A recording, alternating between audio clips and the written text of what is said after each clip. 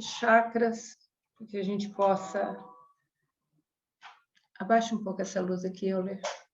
Está muito forte no meu olho.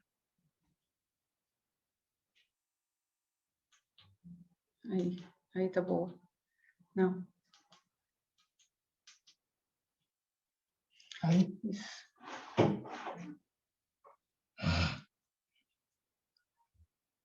Senhor Deus, Supremo Criador, aqui estamos, Senhor, diante da Tua obra, elevando nossos corações em gratidão por tudo que nos permite ser e ter. Senhor Jesus, divino e amoroso Mestre, o Teu Evangelho é o nosso guia, o nosso leme.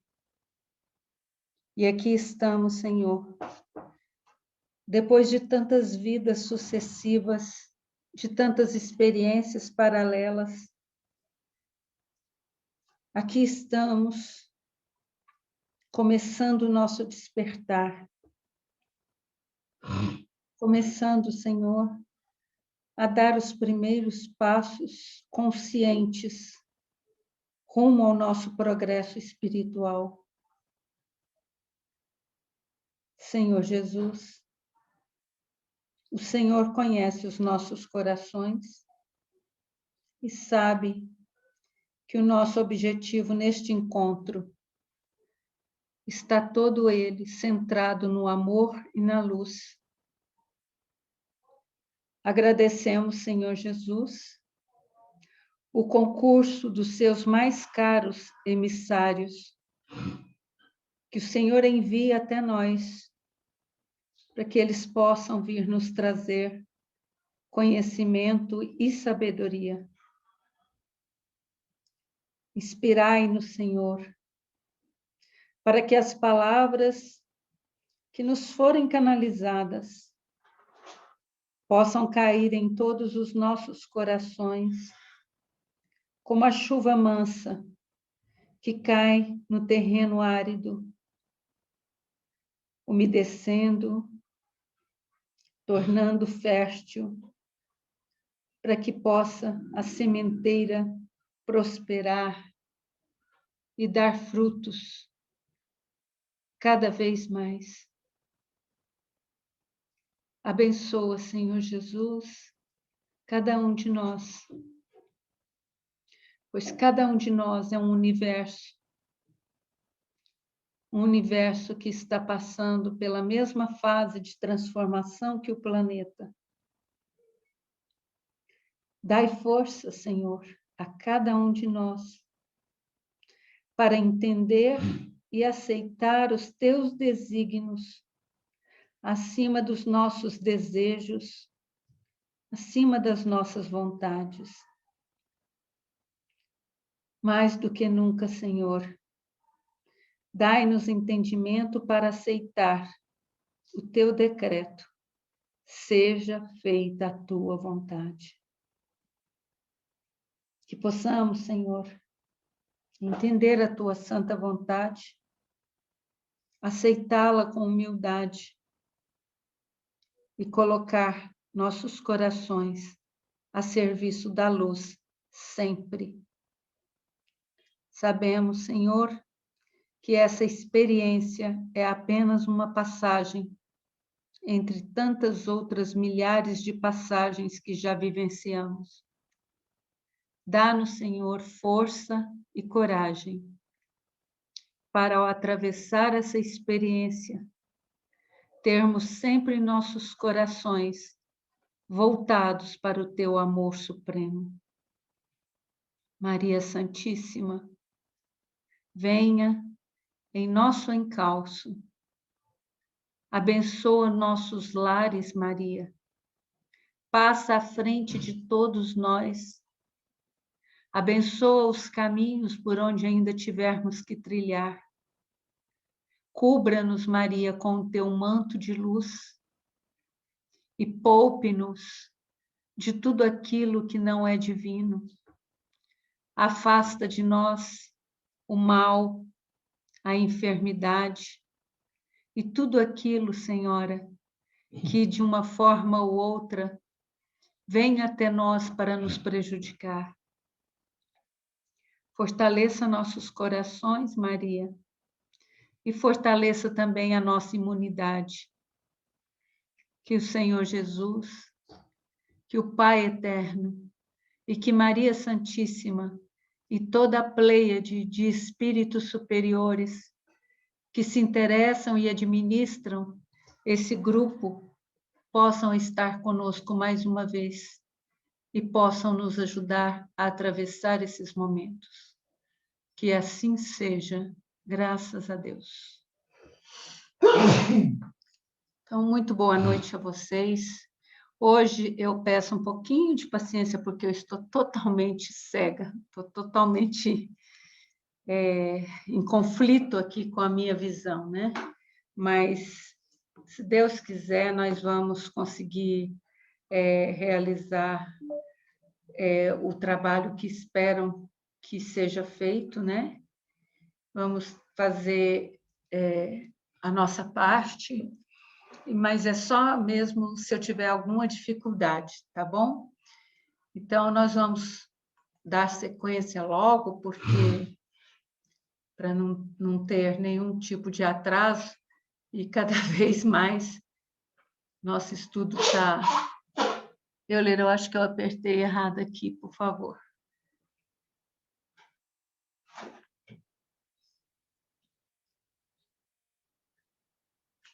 Só um instantinho, gente. Eu quero abrir a página, mas eu... Então, mas eu preciso colocá-la aqui em... Onde que eu amplio aqui, ó?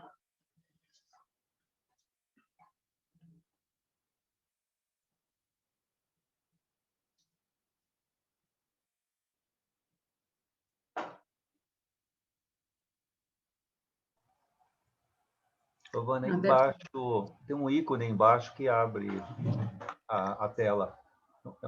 Embaixo aqui, deve ter vários ícones, tem um que abre. Parece uma telinha mesmo. Ai, não, Euler.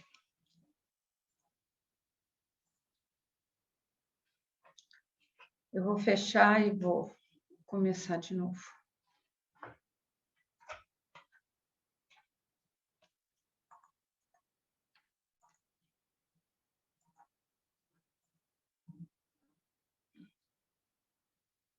Fecha isso aí.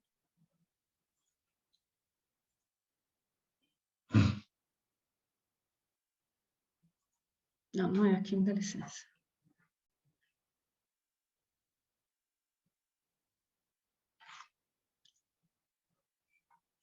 É que eu fechei a tela, eu estou vendo só o Marcos e o Ribamar.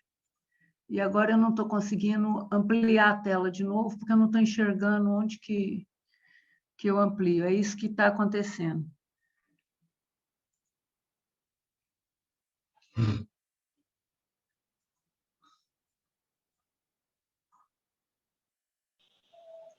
Era para Vânia, eu... mas se você deixar do jeito que está, eu acho que não fica impossível para a gente acompanhar, não.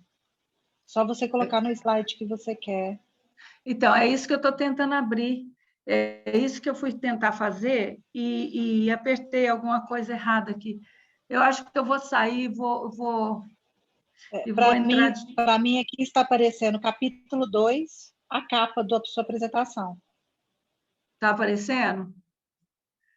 Está Para aparecendo... mim, aqui está aparecendo a capa da apresentação e está dando para ver perfeitamente. Não está no modo apresentação, mas está dando para ver. Vê se você consegue o slide que você quer. Então, passa a tela para cá. Peraí, deixa eu ver. Então, vamos Que ver vai aqui. dar para a gente acompanhar hoje. Só hoje não tem problema, não? Está ótimo. Aí, assim. ficou no modo inteiro? Ficou. Chegou inteiro, então está pronto. ótimo. Então, pronto. Então, vamos tentar. Vocês me desculpem, porque está meio complicado aqui para mim. Bom, então vamos fazer, se Deus quiser, vai dar tudo certo, né? A gente está, então, eu não sei, está entrando tem entrando os membros novos e a gente às vezes esquece até de se apresentar e tudo mais. Muitas pessoas estão entrando pelo link do Instagram, não é? E às vezes me chama no privado e tudo, mas sejam bem-vindos os novatos que estão na sala. Eu não sei se hoje tem algum novato, e sejam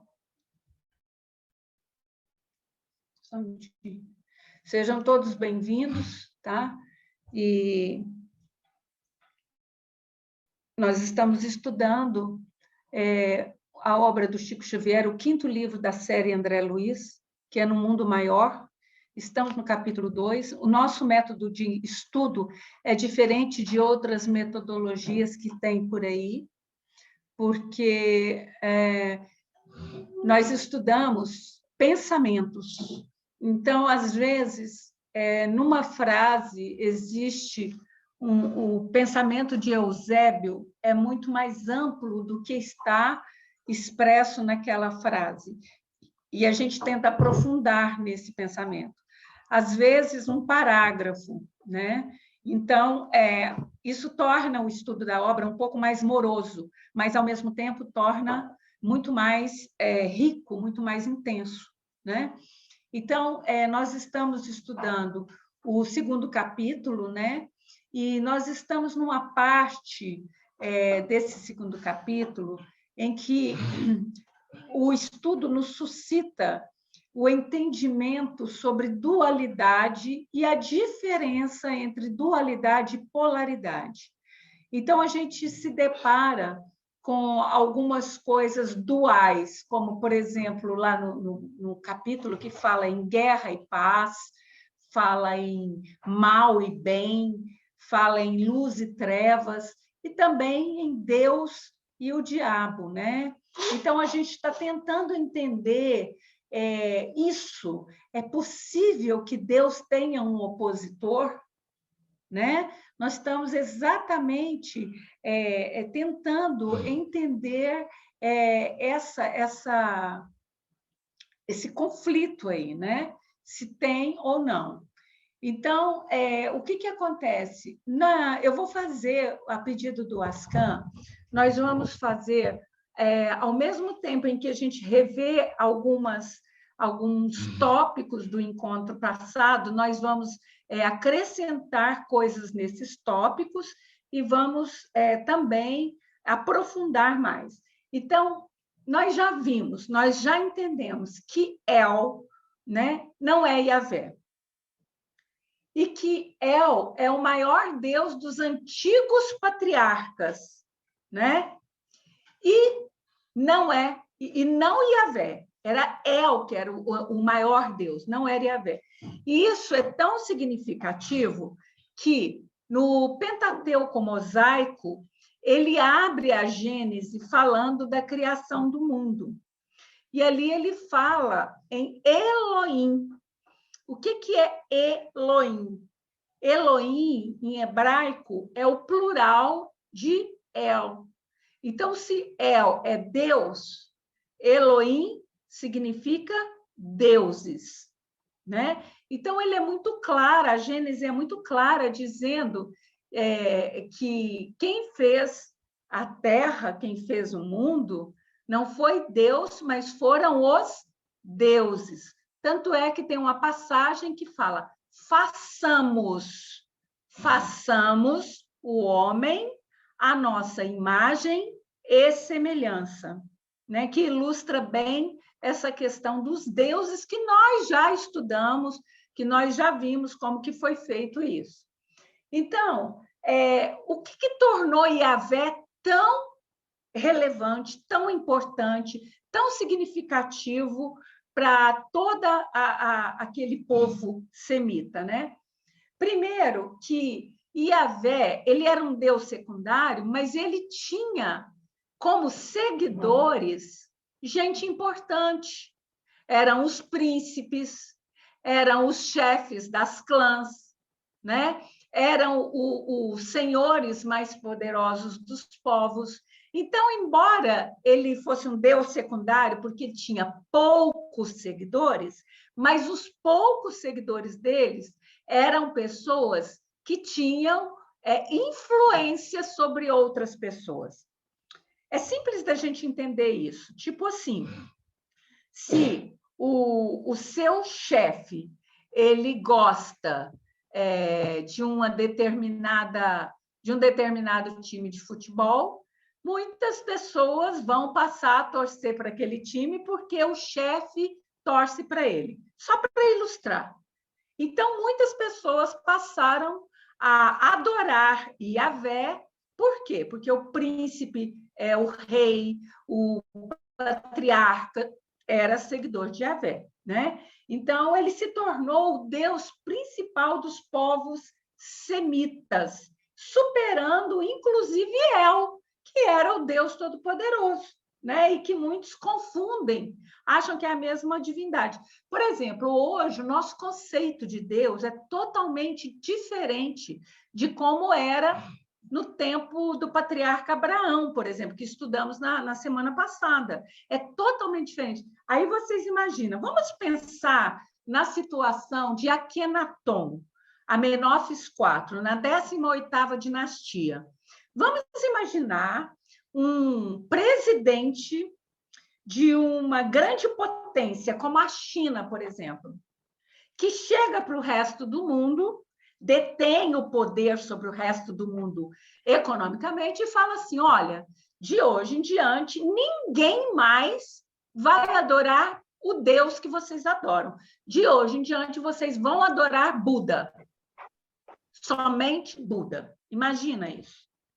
Imagina Amenófis falando para aquele povo do Egito que adorava Amon, que adorava Ra, que adorava Atom, que adorava não sei quem mais, chegar e falar assim, esqueçam esses deuses, de hoje em diante vocês vão adorar somente o disco solar que eu chamo de Atom.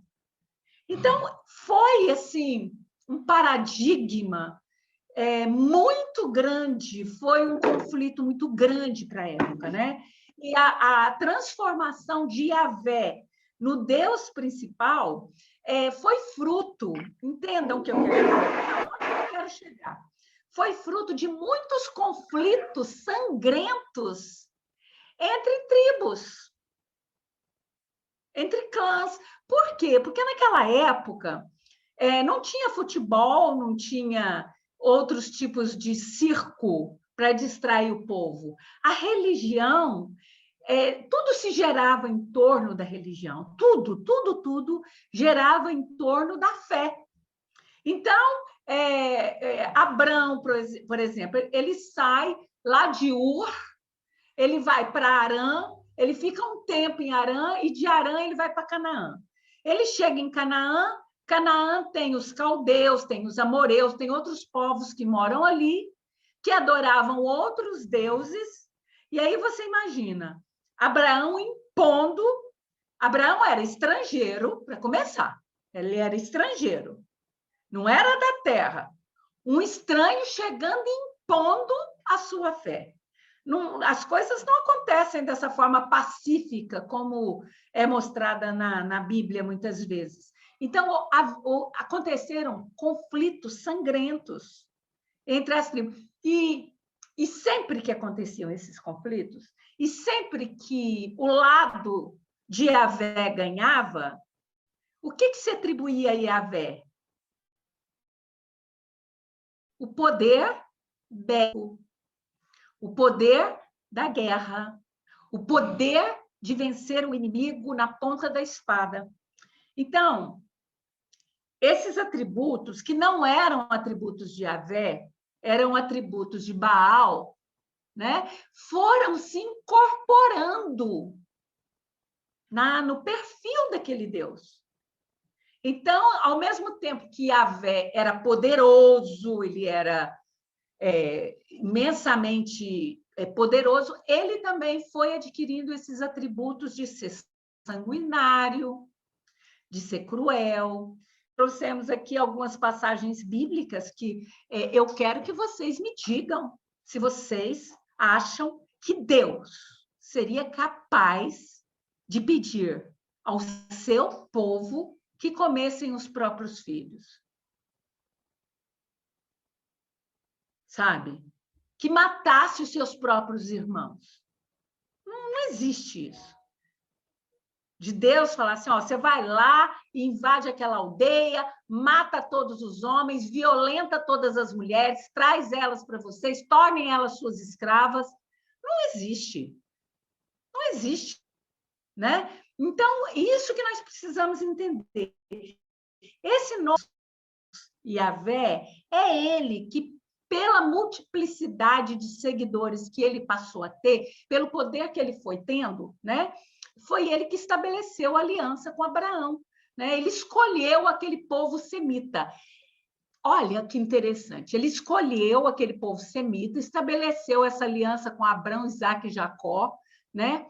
E Abraão foi o primeiro a institucionalizá-lo como Deus único, a criar o monoteísmo, né?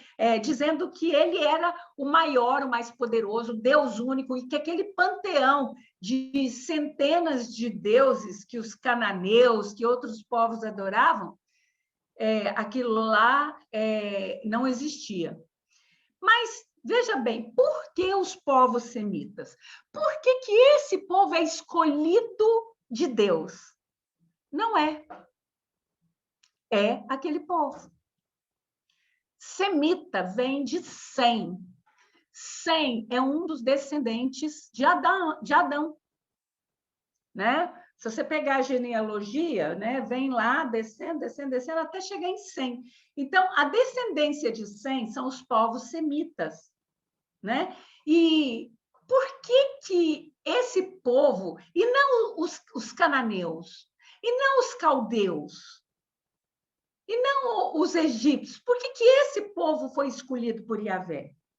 Porque cada povo, cada nação tem vou falar a palavra para vocês entenderem, espírito guardião. Esse país não tem Ismael? Não tem Ismael? Cada nação, cada agrupamento. Aliás, é interessante de vocês entenderem isso. Não é o Brasil. A ascensão de Ismael, ela não é geográfica. Ela é por afinidade do povo. Então, veja bem, se você falar assim, a divisa da Venezuela com o Brasil é muito mais Brasil do lado da Venezuela, é muito mais Brasil do que a própria Venezuela. Mas Ismael atende só até aqui na fronteira. Ali não é assim que funciona. Não existe essa divisão geográfica. Existe o aglomeramento por afinidade coletiva, né? Então, o que acontece? Yahvé, nós vimos isso também na semana passada, Yahvé, ele era o espírito, né, protetor daquele povo, né? Ele era vou falar bem rudimentarmente para a gente começar a entender. Ele era um Deus daquele povo. E como foram os patriarcas, os primeiros a institucionalizarem a existência de um Deus único, porque, veja, no plano astral, vamos falar um pouco do plano astral na época, Jesus viu que estava uma bagunça nessas novas civilizações que foram sendo formadas pelos capelinos, né? Vieram milhões e milhões e milhões de levas de povos e foram formando as civilizações, né? Em diversos pontos do planeta, foram formando esses conglomerados civilizatórios, cada um adorando 1000 deuses, e aí Jesus faz uma reunião com os seus assessores, com todos nós ali presentes, e fala o seguinte: olha, está na hora de mostrar a esse povo, fazê-los entender que existe um Deus supremo, que existe um Criador universal, que existe um Pai maior, né? Que está na governança desse mundo todo, desse universo todo. Então, os seus arcanjos, os seus anjos, como vocês chamam aqui na Terra, que isso são palavras do vocabulário de vocês, né? Eles ali reunidos, cada um foi escolhido para um determinado rincão. Olha, você vai cuidar de passar essa informação para o seu povo. Abraão vai ser escolhido para passar essa informação para o povo dele. Amenófis 4 vai ser escolhido para passar essa informação para o povo dele no Egito. O outro vai ser escolhido para passar a informação na Índia. O outro, e assim foi, né? Mas o que acontece? Tudo vem sempre muito acompanhado de misticismo, como a cultura era via oral, era oralidade, e a gente sabe que mesmo os escritos, né, cada historiador, ele pega os fatos reais e ele romanceia esses fatos de acordo com o que ele traz dentro dele. E a mesma coisa, imagina uma cultura oral. Eu falei para vocês na semana passada que o Pentateuco mosaico não foi escrito por Moisés. Claro que não. Não foi Moisés que escreveu a Gênese. Isso é fato. Mas Moisés é o autor da Gênese. Por quê? Porque foi a partir das informações, das orientações, dos conhecimentos de Moisés que foram sendo passados de pai para filho, que aquela obra pôde ser escrita. Então, para aqueles povos, o autor não era quem escreveu, mas quem mentalizou, quem é o mentor daquelas ideias. Mas sempre vem essas ideias carregadas de quê? Muito personalismo, né? Muito personalismo. Pois bem, e aí o que a gente pensa é o seguinte, então por que Deus deixou chegar nesse ponto? Por que Deus não estalou os dedos e veio aqui, se manifestou em voz direta? Quem manda aqui sou eu é que sou o Criador, eu é que criei Jesus, eu é que criei isso tudo e pronto, acabou. Por que ele não fez isso? Porque se ele tivesse feito isso, não havia necessidade dele ter criado o princípio inteligente lá atrás. Lá no Big Bang, como vocês chamam.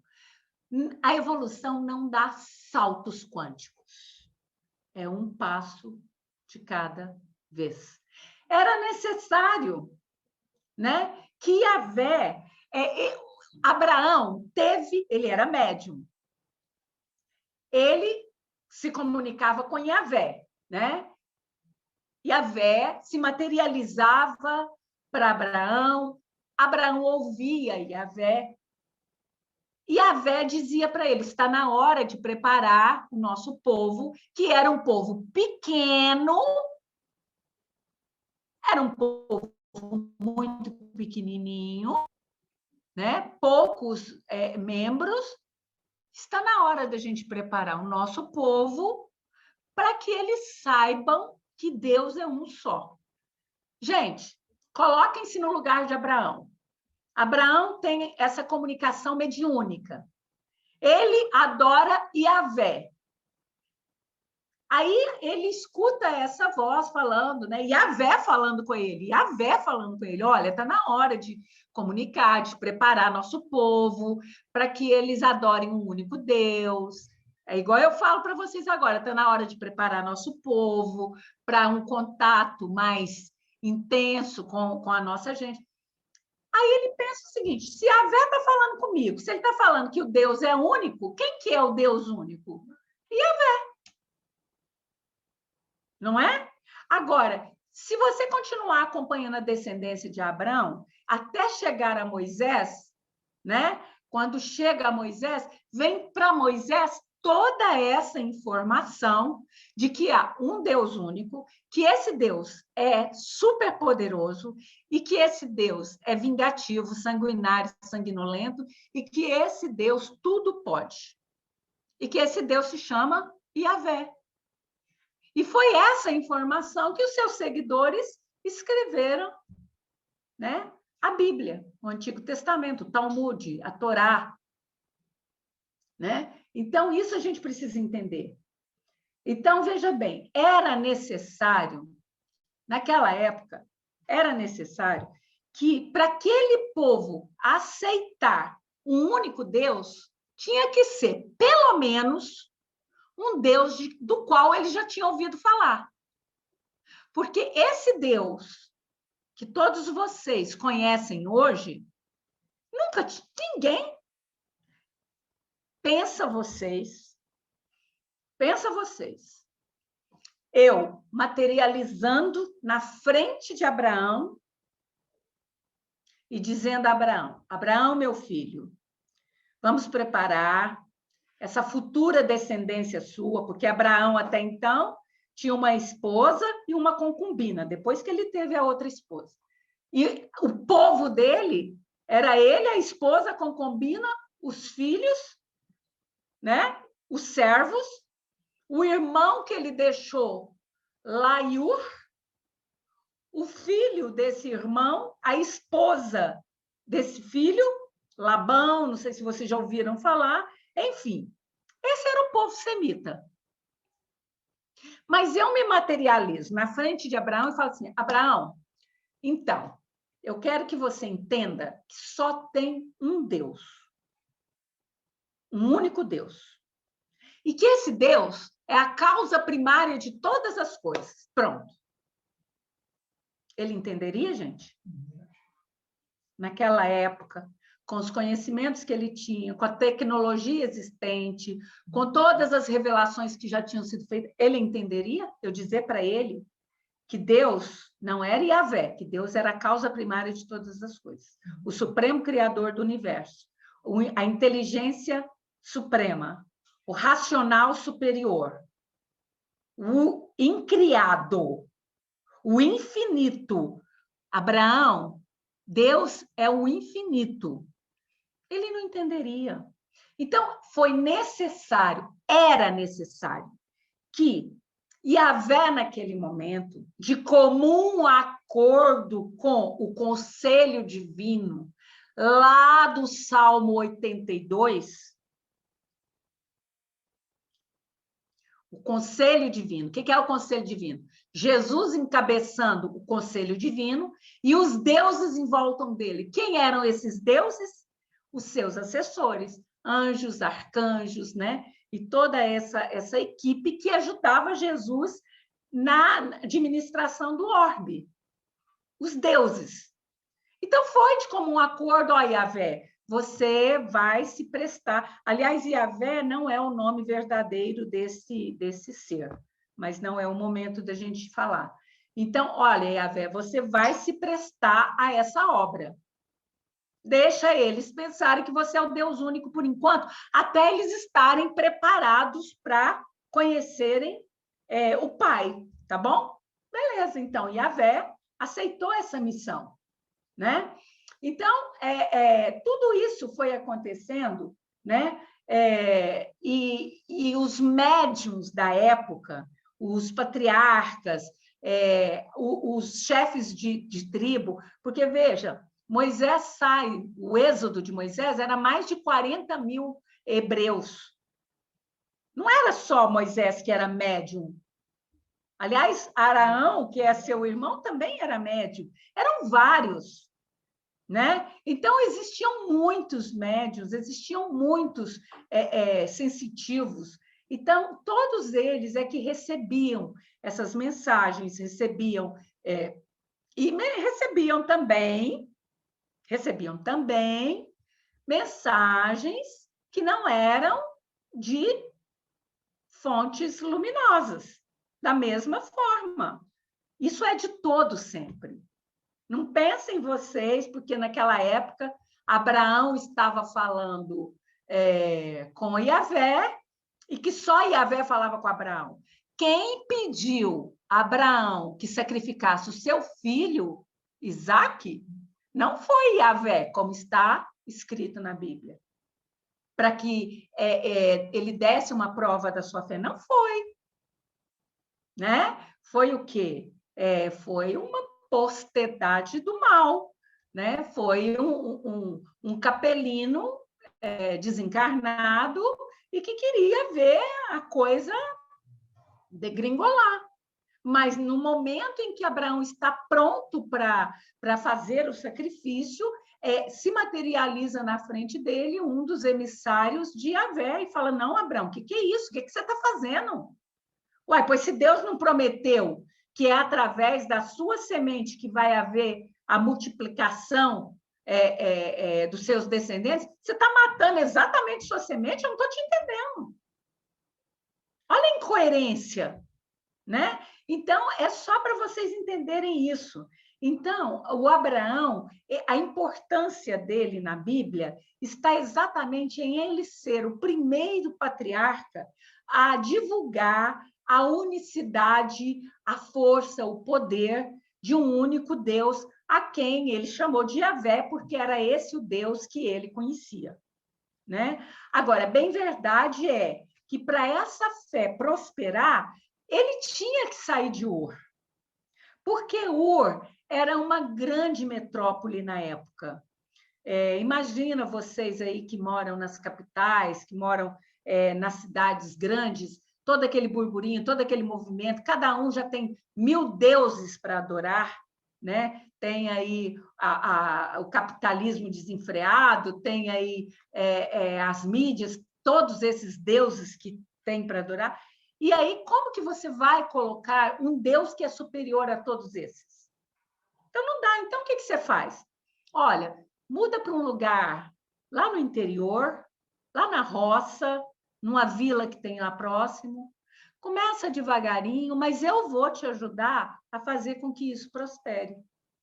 Essa é a questão, né? Então, Abraão se muda para... Primeiro, ele vai para Harã, fica ali um tempo, depois de Harã, ele vai para Canaã, né? E se estabelece em Canaã até quando chega a fome, a seca em Canaã, e aí acontece o episódio do seu filho Isaque, né? Que já tinha tido Jacó, e Jacó já tinha os 12 filhos, vendem José, José vai para o Egito, José prospera no Egito, se torna o Adom do Egito, ou seja, o governador do Egito, e é que nem a rainha Elizabeth para o primeiro-ministro. Ela é a rainha, mas quem governa é o primeiro-ministro. O Adom era o primeiro-ministro, né? E aí José convida os seus irmãos, o povo dele, para mudarem-se para o Egito, para uma determinada região do Egito. Não era o Egito todo, era uma região que foi presenteada pelo faraó a José para que ali pudesse se instalar todo o seu povo. E enquanto José foi vivo, esse povo ali permaneceu, né? E teve a proteção de José. Quando José morre, né? Então, o povo que já era hostil, aqueles intrusos, né? Começam a dificultar a sua vida e eles vão ficando cada vez mais pobres, cada vez mais relegados, né, à periferia e cada vez mais enfrentando dificuldades de trabalho, não encontravam trabalhos, mesmo aqueles que eram cultos, que eram escribas, que eram sacerdotes, não encontravam trabalho e aí se viram obrigados a trabalhar no que era de mais pesado, que eram os servidores braçais das obras dos faraós, né? Mas isso não significa que eles foram escravos, não. Embora vivessem em condições análogas à de escravidão, como hoje em dia, que tem homens livres que vivem em condições subhumanas de trabalho, da mesma forma, né? Então, isso aqui eu já falei, que os escritores, né, do Pentateuco mosaico, eles deram muita importância a Abraão, eles fazem muitas referências nele, exatamente por ele ser esse patriarca tão importante, né? O pai da nação dos hebreus, ou dos judeus, ou dos israelitas. Ele é o pai de toda a nação israelita, porque foi dele que saiu o sêmen que multiplicou toda essa descendência, né? Aqui nós também já explicamos, né? Lembrando que existem duas histórias. A história bíblica, onde Yahvé, ele é perfeito, inigualável, e ele não tem concorrente e nem defeitos. E existe a história científica, arqueológica, fruto de pesquisas, né, de vários pesquisadores, teólogos, pessoas que estudam a Bíblia, que estudam a história bíblica com interesse arqueológico, e essa história mostra, pelos achados escritos, pelas inscrições e vários registros, né, que Yahvé era esse Deus orgulhoso, ciumento, possessivo, né, e tudo mais. Então, é preciso a gente também entender que há duas histórias, porque quando eu estou contando aqui para vocês a história, eu estou tentando contar de uma forma imparcial, mas aí eu entendo que quem me escuta, ele vai analisar essa história, julgar essa história de acordo com a informação que ele tem dentro de si. Se é um remanescente da Igreja Católica, ele vai entender de uma forma.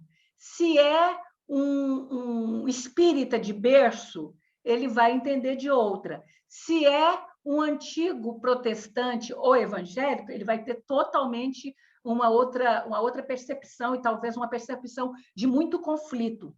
Por quê? Porque eu estou narrando a história, sem posicionamentos. Mas essa é a história real, é a história verdadeira. Está na hora da gente tirar o véu que cobre nossa visão e enxergar as coisas como elas são. Espírita tem um hábito muito ruim, de dizer que não é necessário estudar a Bíblia, mas vive citando a Bíblia. Ora, se não tem necessidade de estudar a Bíblia, por que ficar fazendo citações bíblicas?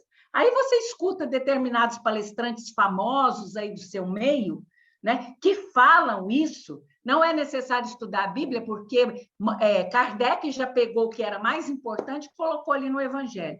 Aí vão fazer suas palestras, vai lá e cita fulano, vai lá, cita Deuteronômio, vai lá, cita Gênesis. Vai para quê, gente?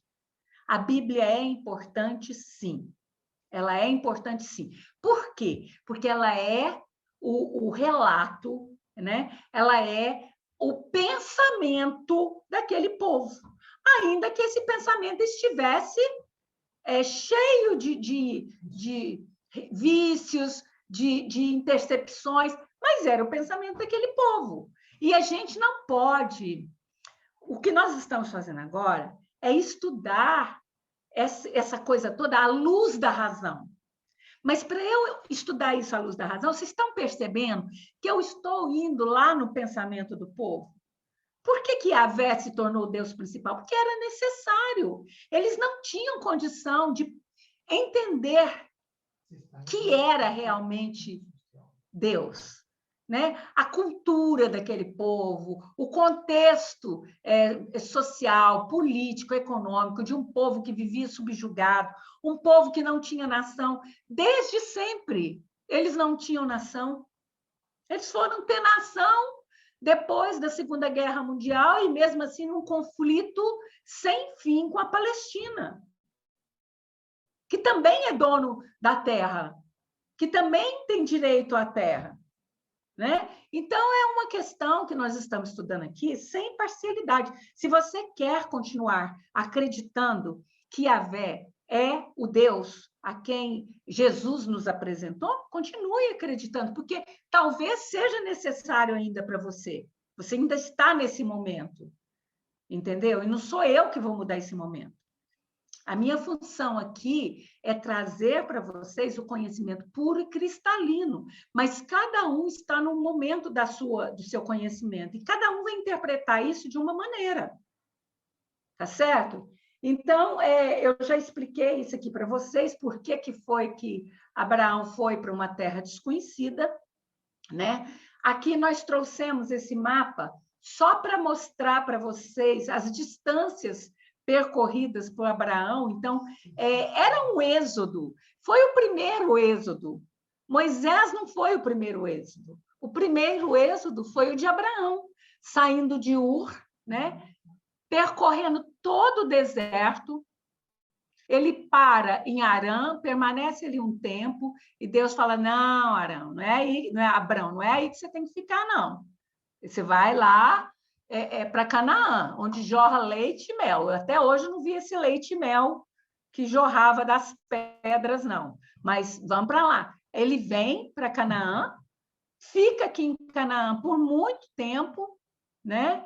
E aí ele morre aos 175 anos, né? Quando o seu neto já estava com 15 anos, né? Vem depois, o seu neto ainda permanece ali um tempo, vem depois a seca, aquela seca do sonho do faraó, das 7 vacas gordas e 7 vacas magras. Eles se mudam para o Egito, né? E lá no Egito, eles permanecem um tempo até que vem o segundo êxodo. O segundo êxodo é o de Moisés. Então, eles saem do Egito e voltam para Canaã. Então, vocês entenderam que eles já tinham estado em Canaã antes? Não foi a primeira vez que esse povo esteve em Canaã, né? Eles já conheciam Canaã, né? Aqui também eu já falei para vocês que Abraão acreditava no poder absoluto de Yahvé, né? Que estava disposto a sacrificar até o próprio filho a pedido desse Deus. E é o que eu mostrei para vocês. Não foi Yahvé que pediu a Abraão que matasse o seu filho. Como também, da mesma forma, eu diria para vocês que aquele povo semita, que também eram capelinos, né? Também tinha entre eles aqueles que não queriam que os capelinos evoluíssem. Então, tinham seus opositores. Mas esses opositores eram opositores do coletivo, das pessoas, e não era opositor de Deus. Isso que é interessante a gente pensar, a gente entender, né? Porque Deus não tem opositor, senão ele não seria Deus, né? Deus não existe um opositor para Deus.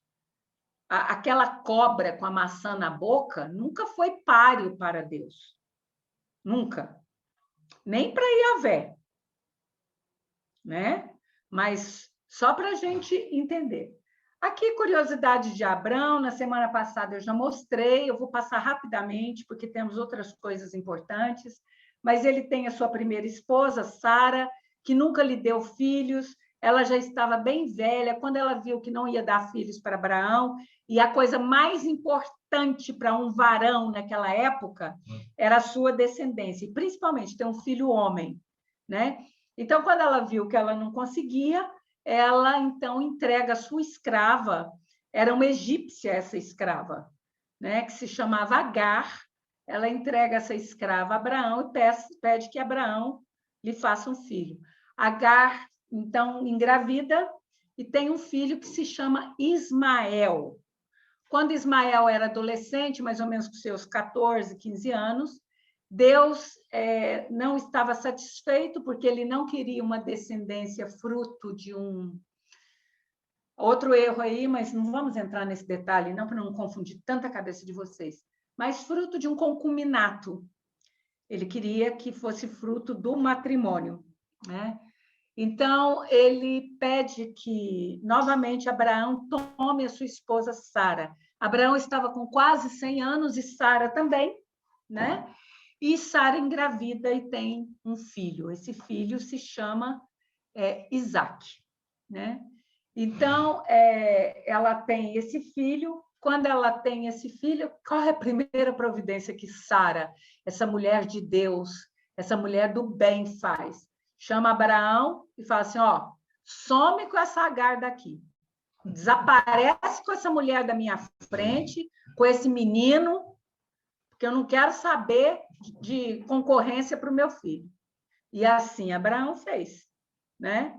Ele expulsou Agar das suas terras. Olha, gente, né? Manda a mulher para longe das suas terras com o menino, mas o Ismael também prospera, ele também forma os povos ismaelitas, que hoje são os árabes, a maioria dos árabes são de descendência ismaelita, né?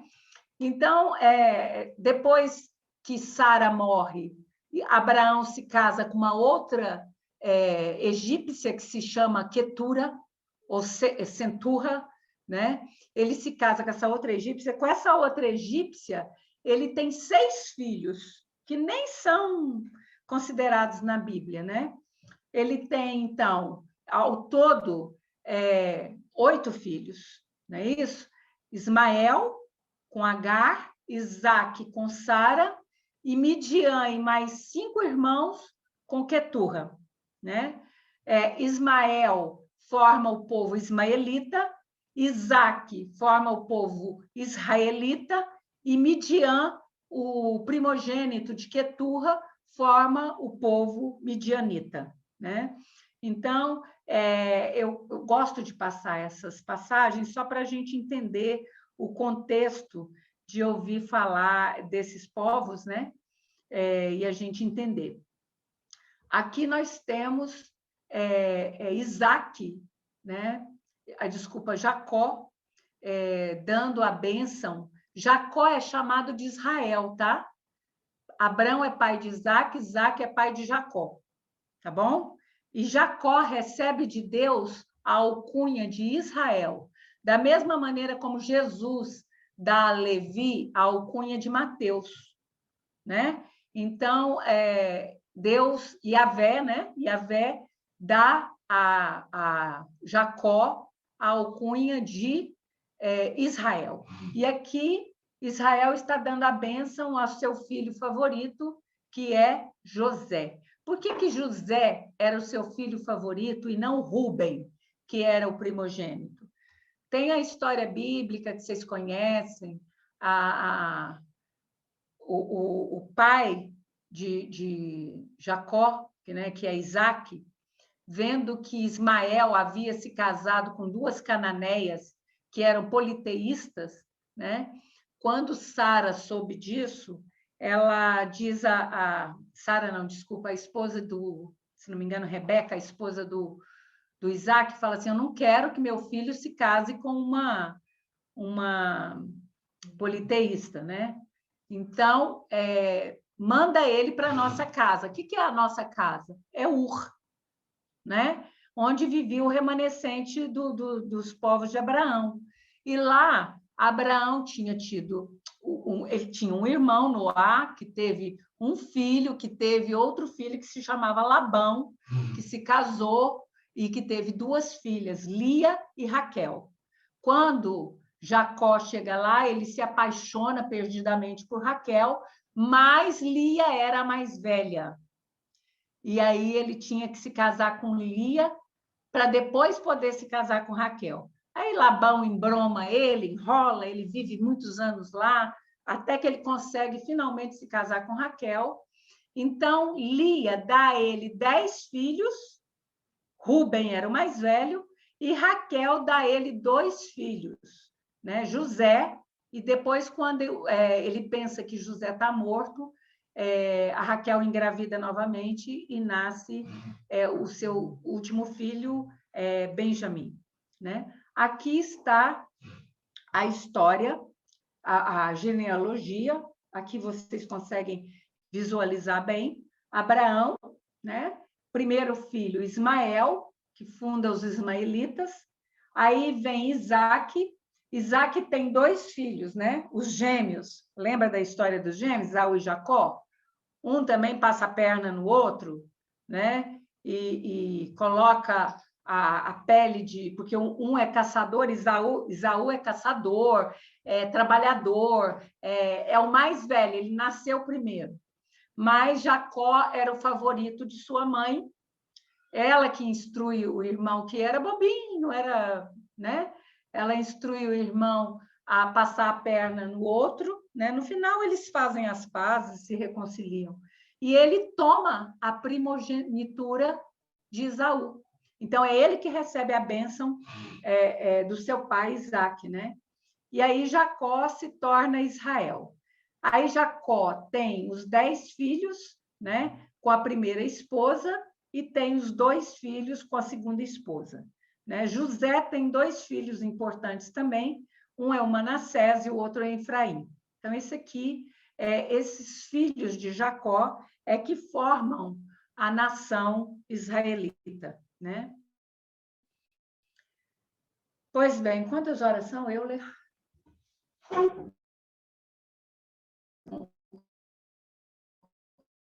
Ultrapassar os limites, né? 9 horas. 3 para as 9. Então, nós ainda temos algum tempo. Bom, então, esse filho favorito de Jacó, que era José, ele era um médium excepcional. Aliás, era a primeira vez que ele estava aqui na Terra. Por quê? Ele não era de capela, diferente dos outros irmãos, que eram todos capelinos. José era de Andrômeda, né? Então, ele vem aqui a pedido de Yahvé. Ele vem com uma missão, né?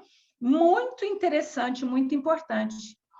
E desde que ele nasceu, ele se revelou um sensitivo fantástico, poderosíssimo, né? E ele era o favorito do pai, o pai estava sempre às voltas com José, o pai ensinava toda a tradição a José, enfim, os irmãos foram se enchendo de ódio por ele, até porque ele não era filho da mesma mãe. Então, havia aí uma disputa muito grande. A gota d'água foi quando José teve um sonho, né? Ele teve vários sonhos. Num dos sonhos, ele via os 9 feixes, porque até então não tinha nascido...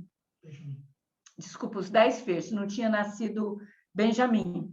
Ele vê ele num campo de trigo, ele está num campo de trigo, e soprava um vento, e, de repente, esse vento agrupava todos os ramos de trigo e formaram, né, 11 molhos de rolos, né, de trigo.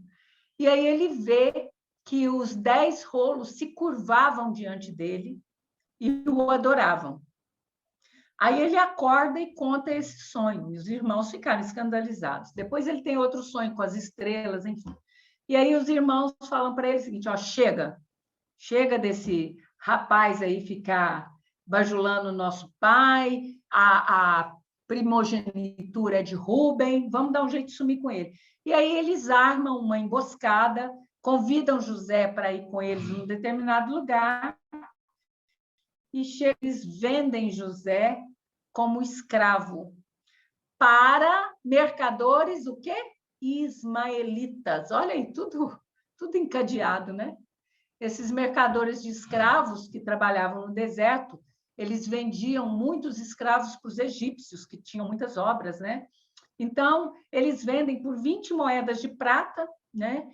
E chegam para o pai e dizem que o irmão foi fruto de uma emboscada e que morreu, né? O pai chora, lamenta, sofre, desespera, mas fazer o quê? O filho tinha morrido, né? E aí nasce Benjamim, a quem ele se apega com todas as suas forças de velhice, né?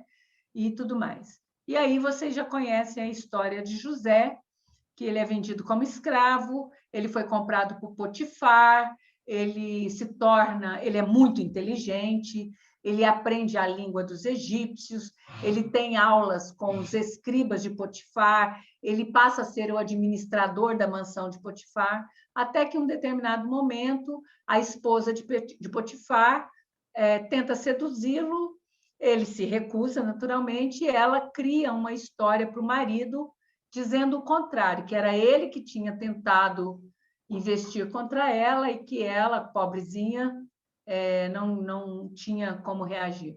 Potifar fica arrasado porque o amava como se fosse um filho, né? E manda aprisioná-lo. Aliás, a pena era de morte para esses casos. Mas Potifar, por muito amá-lo, manda aprisioná-lo. Na prisão, ele conhece 2 servos do faraó que estavam presos, condenados, acusados de conspiração. E ele passa anos na prisão, né? E ali na prisão ele vai revelando os sonhos que aquele povo tinha, até que um dia ele revelou o sonho do padeiro, em que o padeiro ia ser libertado no dia seguinte, de fato foi, e o sonho do outro, que seria condenado à morte, de fato foi. Aí, quando o faraó tem o sonho com as vacas magras e as vacas gordas, nenhum dos seus sacerdotes, nenhum dos seus videntes, ninguém conseguia decifrar o sonho. Até que o padeiro pede uma audiência com o faraó e diz a ele que sabe quem poderia revelar.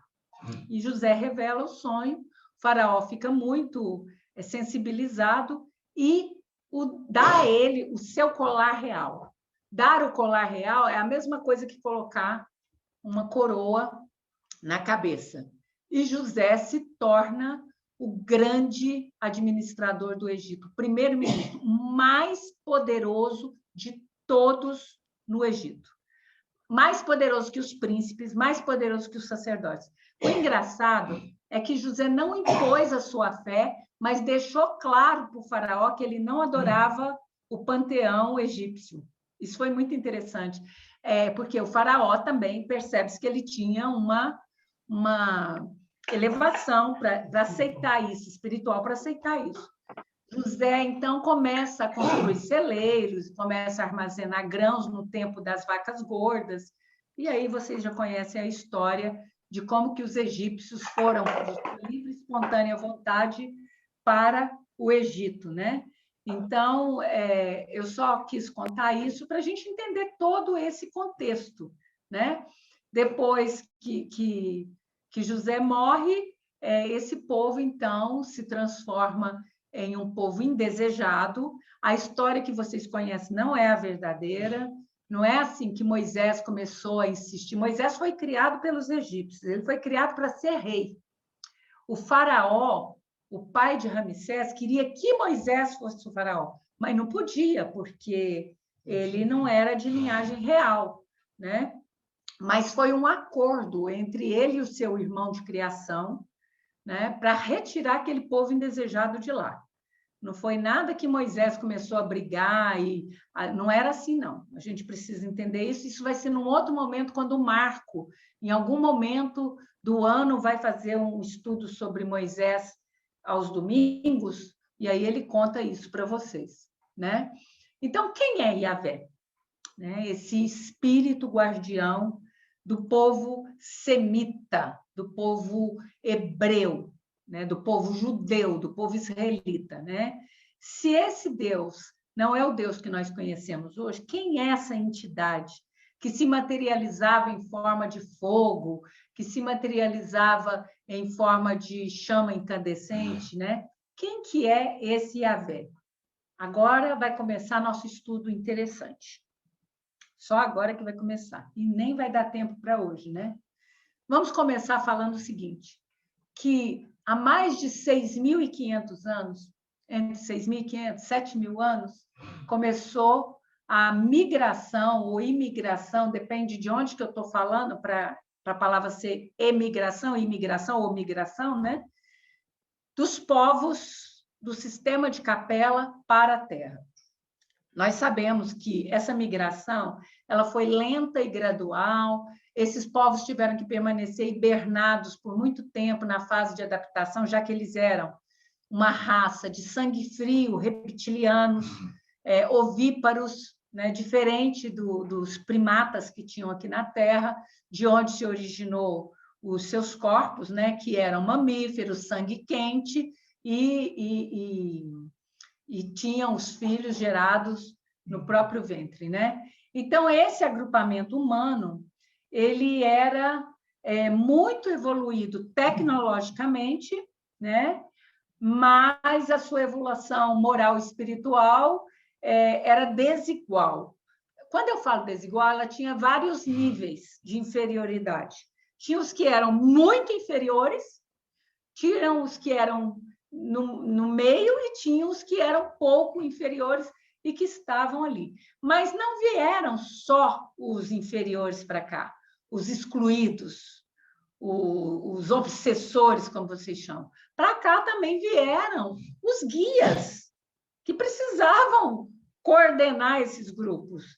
Vieram voluntários, espíritos de muita hierarquia espiritual, que vieram junto com eles para poder fazer esse trabalho de coordenação, de distribuição, de acompanhamento, e que vocês muitas vezes chamam de anjos, de arcanjos e tudo mais, que também vieram junto com eles de capela, né? Então, os capelinos, eles tinham uma oportunidade aqui na Terra de evoluir, de aprender aqui moralmente o que eles não conseguiram aprender lá em capela, e, ao mesmo tempo, ele tinha a oportunidade de ajudar a população da Terra, que era pré-histórica, né?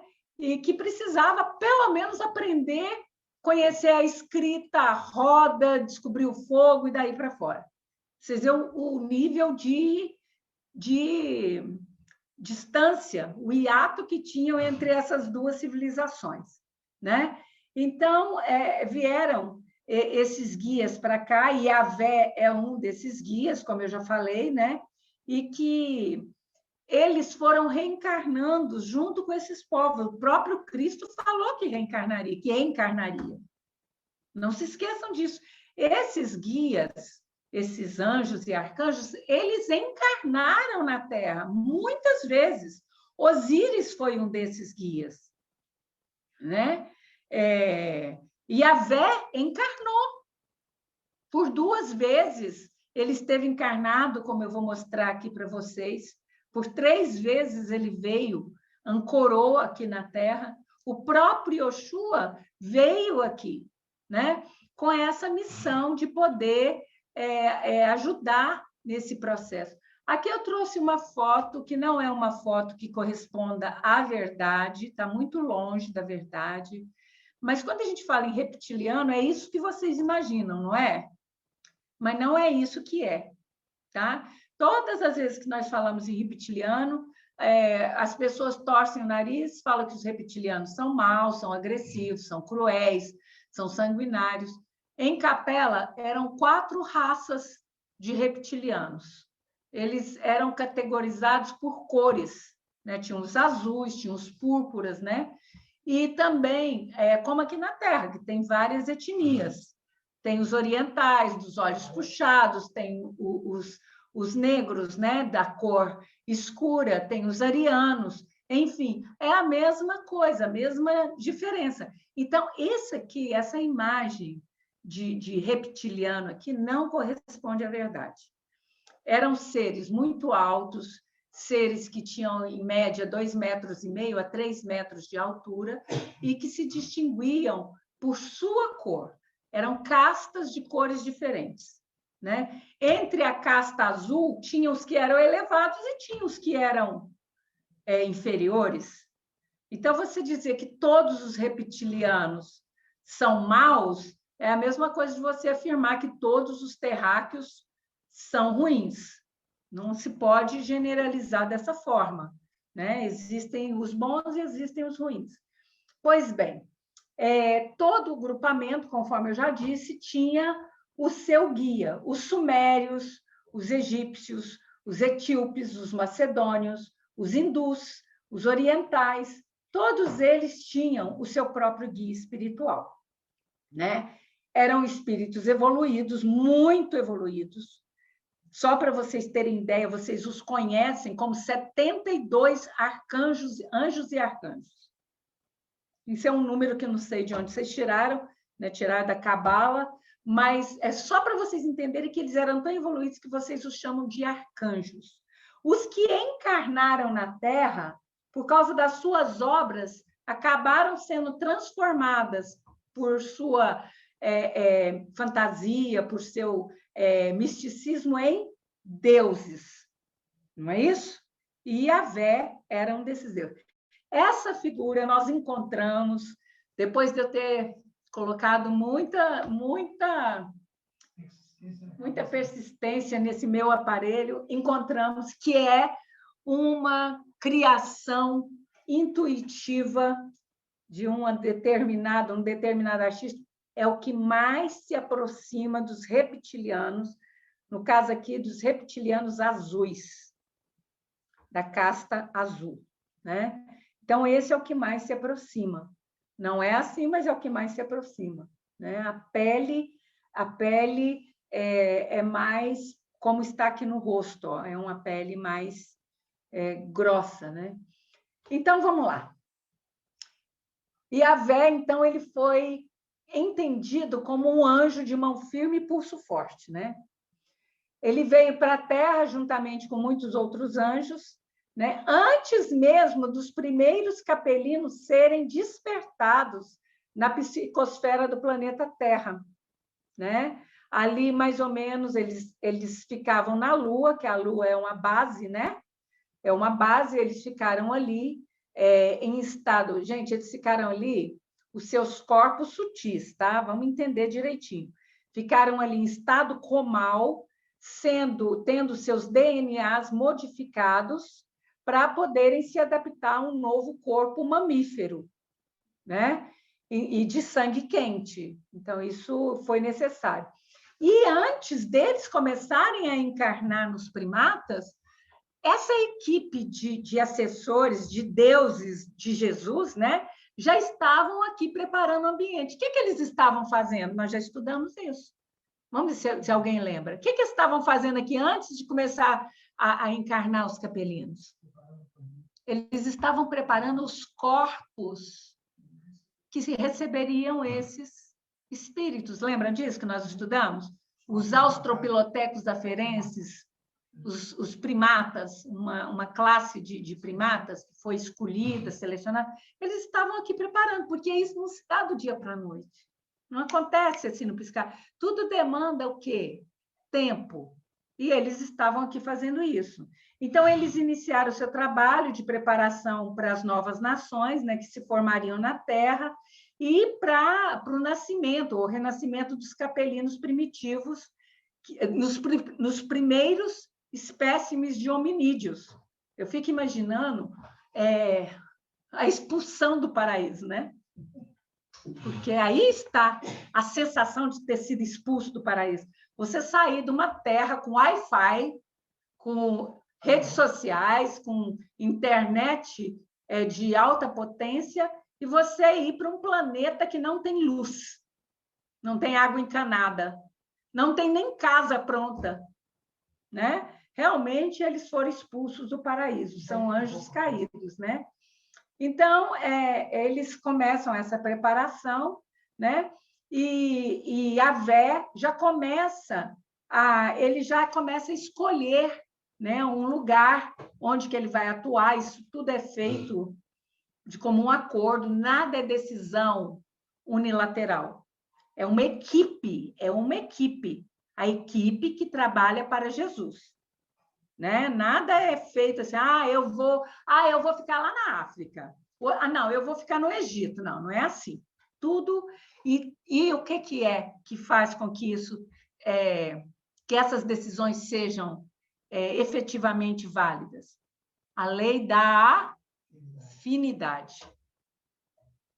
Então, eles evoluíram, eles eram poderosos, muito iluminados, mas lá em Capela, e durante muitas de suas vidas paralelas, eles foram credores e devedores de uma comunidade de espíritos, que muitas dessas comunidades não evoluíram, vieram para a Terra, aí eles falaram assim, então deixa eu trabalhar com essa comunidade. Entenderam? Nada foge da lei divina, gente, nada escapa à lei divina, nada. Então, veja bem, por volta de 3.000 antes de Cristo, e aqui eu estou trabalhando mais ou menos com a data da Terra, tá? Por volta de 3.000 antes de Cristo, Yahvé encarna pela primeira vez na Terra, a fim de ajudar a humanidade a guiar-se. Então, aqui eu já dei um salto quântico, tá? Eu saí lá da pré-história, já estou aqui, há 3.000 antes de Cristo. Então, aqui ele ficou conhecido, né, como Krishna. Ele reencarna como Krishna, né? E aí ele vai ajudar... Só para entender, ele encarnou 6.000 anos antes como Yahvé. Não.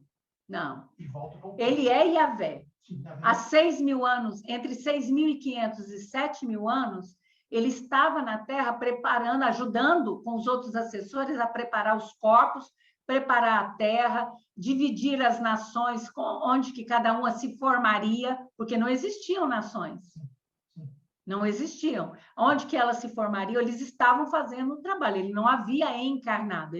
A primeira vez que ele vai encarnar é por volta de 3.000 antes de Cristo, né? Então, ele vai encarnar pela primeira vez para ajudar a humanidade a se guiar, tá certo?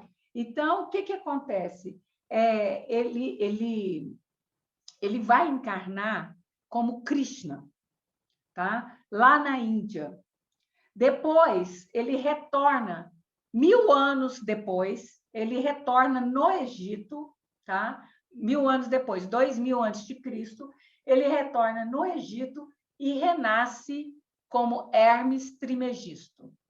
Então, é a segunda encarnação de Yahvé. Então, ele teve essas duas encarnações, né?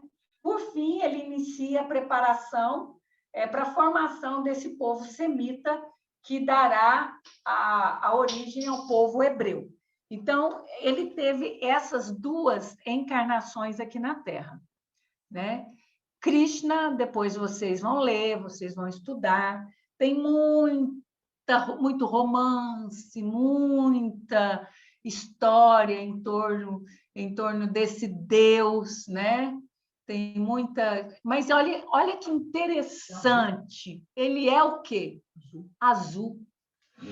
É o Deus azul. É muita coincidência, né? É muita coincidência que esse Deus, né? O Deus Krishna, né?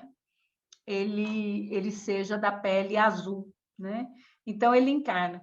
E depois de 1.000 anos, ele encarna novamente no Egito como Hermes Trimegisto, o 3 vezes sábio, né? Ele era tão sábio, tão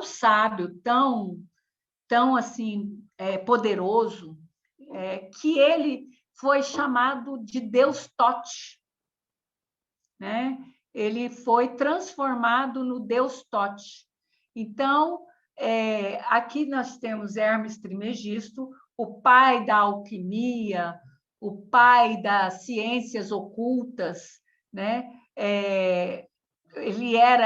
Ele conseguia transformar os elementos, ele conseguia agir sobre os elementos da terra, e todo ele poderoso, né?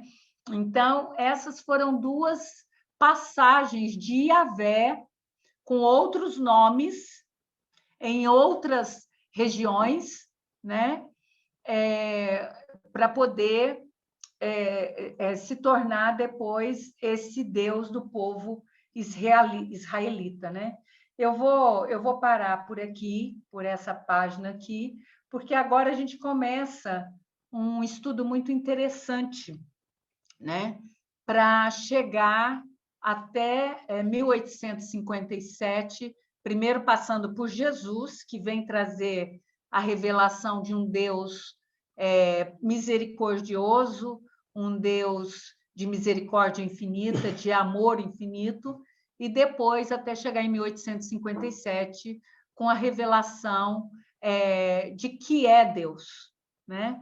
Eu vou encerrar aqui para a gente não extrapolar. Você pode abrir a tela aqui para nós, por favor?